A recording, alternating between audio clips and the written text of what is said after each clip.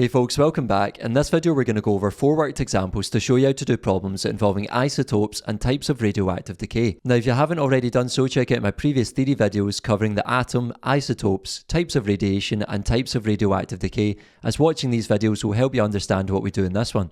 So let's get started. Question 1 says nuclei can be represented in the following symbol form. So we have the letters X, A and Z, and we saw this in the theory video for isotopes.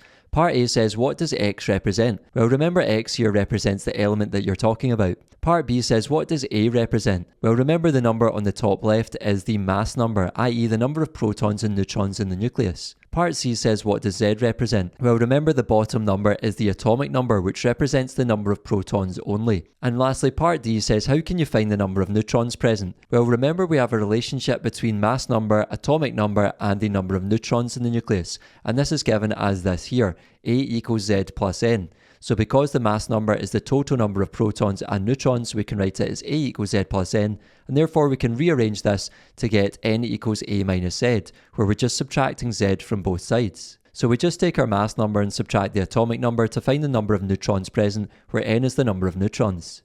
Question 2 says a nucleus has the following symbol, U23892. And part A says, what element is this? Well, the capital U here tells us the element, and we can find that on the periodic table on the data sheet, and a capital U is the symbol for the element uranium. Part B says, what is the mass number? Well, remember the mass number is this upper left number here, 238, so we have A is equal to 238 for the mass number. Part C says, what is the atomic number? Well, remember the atomic number is the lower number, 92, so we can say that Z, the atomic number, equals 92. And lastly, part D says, how many neutrons does this nucleus have? Well, we can use the relationship that we found in question 1, where to find N, we just take our mass number and subtract the atomic number. So we can simply just do 238 minus 92, and if you put that into your calculator, you should get an answer of 146. Question 3 says, write the following in the form of XAZ, this isotope symbol. Well, for part A, an alpha particle, remember this can be written as a helium nucleus, helium-42. For part B, the beta particle, remember this is the same as an electron with 0, minus 1. For part C, we have gamma ray, which can just be written as gamma or gamma 00 because it's going to have 0 effect on the mass number and atomic number in a reaction. And lastly, for part D, the neutron, this isn't one we saw in the theory video for types of radioactive decay, but it would be written like this, N10, where you've got a 1 for the mass number and 0 for the atomic number because there's 0 protons here, but there is 1 neutron. So if you see nuclear equations to represent reactions and you see things like this, then that just means there's neutrons involved in the reaction. Lastly, question 4 says part of a radioactive decay series is shown. It says a bismuth nucleus emits a beta particle and its product, a polonium nucleus, emits an alpha particle. So here's the bismuth nucleus, which is undergoing a beta decay to form the polonium nucleus, and that's then undergoing an alpha decay to form lead. And we're given the mass number and atomic number for the lead, the final product, but we're not told what the mass number and atomic numbers are for the bismuth and polonium nuclei. And that's what we're asked to do in the question, is to identify those.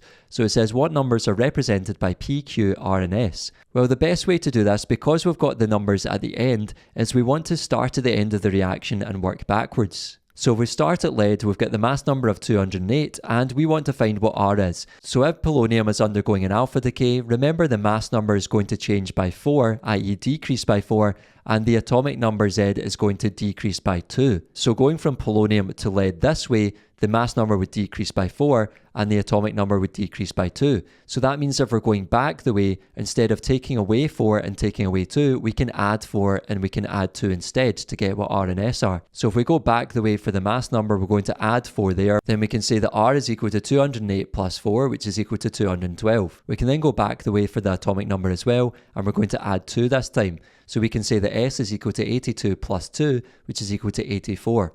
So that means we have 212 and 84 here. Now that we know the mass number and atomic number here for polonium, we can then do the same to go backwards to the bismuth. So if we think about going forwards first of all, if bismuth undergoes a beta decay to form polonium, then remember that means the mass number stays the same and the atomic number increases by 1. So that means if we go back the way, we're going to add 0 to this one because the mass number is unaffected for a beta decay, and therefore we can say that P is equal to 212 plus 0, which equals 212. And lastly, we're starting at 84 for S, but if we go back the way, instead of adding 1 to the atomic number, we're going to take 1 away. So we can say minus 1 here, and we can then write that Q is equal to 84 minus 1, which equals 83.